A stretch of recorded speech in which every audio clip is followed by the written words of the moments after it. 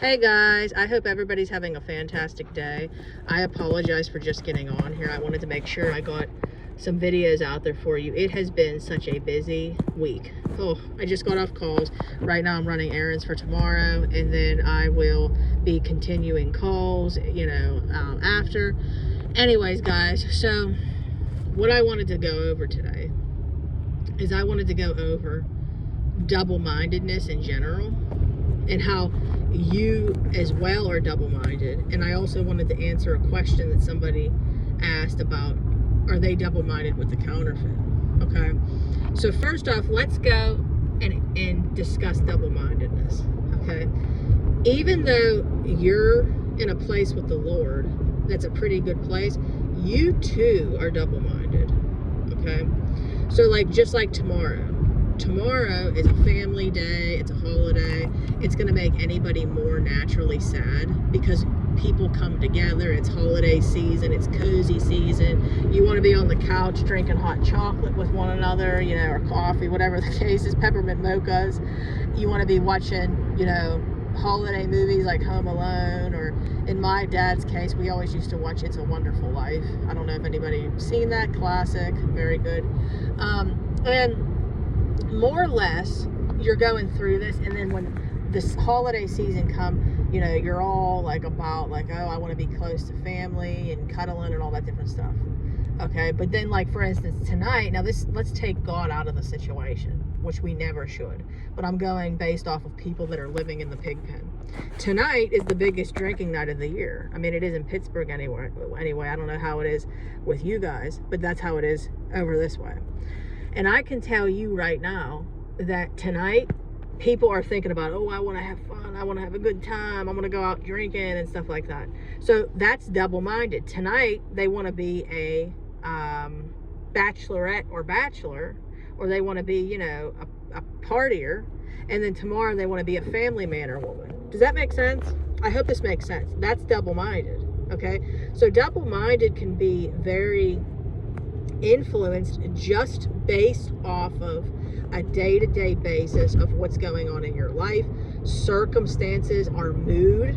Okay, this is why we have to really start not getting upset about double-minded, because there's so much to it. So to answer your question with the counterfeit, okay, if we, who are Christians, experience double-mindedness on a day-to-day basis, like for instance tomorrow, people that are not with their spouses are going to be more sad, or even if you are with your spouse, because your spouse is in the condition that they're in, it's not something that's happy.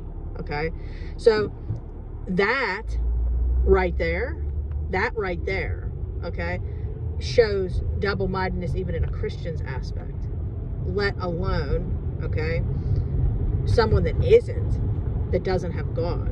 Okay, so now let's get into the counterfeit.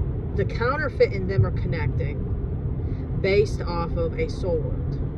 Okay, there's a movie that is definitely secular. There's some nudity and everything in it, but I want you guys to skip past that stuff to basically understand it. I'm sure everybody here has heard of it, probably. There's a movie that was out a while ago, I think 2008. It's called Love and Other Drugs. Jake Gyllenhaal's in it, Anne Hathaway's in it, and basically, more or less, the way I used to perceive things, I'm just going to be blunt with you guys, I would have considered Anne Hathaway a loose, promiscuous woman in it. I would have considered him, a jerk, and that they both were bad. I'm just going to be honest. That's the mindset I used to have. Okay. Well, now the mindset that I have is I'm able to look at it in a different view. Okay, she was very broken. She had Parkinson's disease. He never felt good enough to his family. They all looked at him like he wasn't good enough. He didn't feel good enough at all, so he went and basically would escape by having sex with people. Okay, well, Anne Hathaway had mentioned to him in the movie that they were going to use each other pretty much to do that with, to escape, that they both wanted to escape from their problems. She had Parkinson's disease and was very depressed, down. Obviously, neither one of them had gone. He had been using her as an escape. It was a soul wound connection, okay? So what I'm trying to explain is she admitted in the movie that they were using this as just like an escape from who they really were. They wanted to escape from themselves. That's what she said, escape from themselves. So your spouse is escaping from their self. They need something to use for an hour or two. I think that was the word she used, an hour or two. They need something to escape, to be able to take their mind off of like what is really going on in their life and how they really feel about their self. Again, this is a them issue. It is not a you issue. It is a them issue that God needs to fix. You have your own issues, of course, but when they blame people for the reason why they left, it's not true. It's a them issue. All right, so now let's go into the counterfeit. The counterfeit's in the way, okay?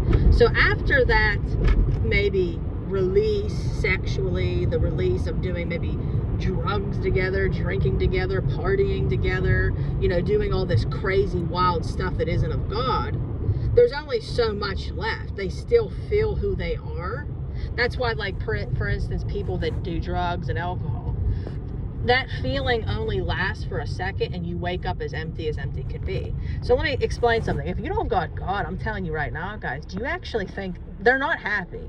Okay? So when they're around somebody and they're not happy, that counterfeit is getting that.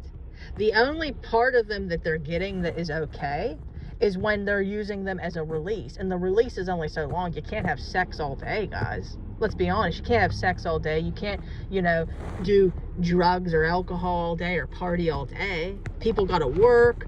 People got to experience tough times in life. And every relationship, I don't care what relationship it is, has a power struggle stage.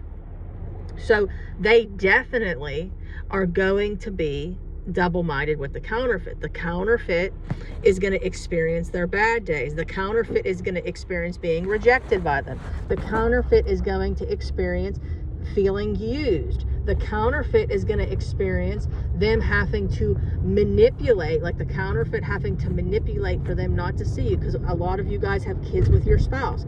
So again, everything gets old, guys. Everything gets old. So eventually what's going to happen is they are going to realize, you know, now I want to go to the next step. Okay, I want them to divorce them. I want them, you know, to get rid of them, and they can't get rid of them. They can't get rid of them. You know what I mean? Like, you can't get rid of somebody that you co-parent with. You're involved with them really the rest of your lives. When weddings, babies, and all that are born, you're going to deal with this person. So my point is they're going to start seeing the true colors in the counterfeit. So not only are they going to experience double-mindedness from the day-to-day emotions your spouse is carrying, the emptiness, the rejection, all of that, the anger, they're going to take their anger out on them. They're going to take out their frustration on them. When God's correcting them, they're going to be in the way and maybe be like with them or calling them, nagging them, and they're going to be double-minded. You have to understand, it's definitely taken place with them. And I've seen it in my own situation. The counterfeit admitting that she couldn't get what she wanted. She couldn't get what she wanted. And see, what we don't understand is God's working right now, guys. This is why you got to let them get this all out of their system, because it's going to benefit. This counterfeit is making them into the man or the woman that God has for you. That's why this counterfeit plays a really big role in why they actually are a benefit. They're actually a benefit, guys. So the double-mindedness, of course, they're going to see maybe like your spouse be better when they want sex. Maybe, you know, your spouse will hit them up, you know, and say, oh, you know, you're sexy, and tell them what they want to hear to get it, what they want. And then after they get what they want, they feel used, abused, worthless, rejected, the counterfeit. And then they're going to feel guilt and shame, your prodigal. And then if they're in a relationship with them, every time, day in and day out, they're feeling that guilt and their shame, and God's telling them to go back home. I'm telling you right now, guys. So do not give this a second thought. Just keep telling yourself, this is going to end. This is going to end. But mark my words, just like they mistreated you and left you, you actually think that they're not going to do it with the counterfeit, and that God is going to let evil win? That goes completely against his word. But Satan wants you to think that. Satan wants you to think that. Satan wants you to maybe see a sign from your spouse that your spouse is flirting with you or being kind with you, and then he wants you to go and see something bad, like them say, you know, flirt with you and then basically say, when are you signing the papers? This is what is going to happen. A lot of you are experiencing it. You're seeing double-mindedness, you know, with your spouse, but really it's double-mindedness almost like with spiritual warfare. Like you're seeing God and then you're seeing the enemy slam you, and you're all confused, like, did I even hear right? Trust me, I've been through it all, guys. So anyways, I hope that this word has blessed you and helped you.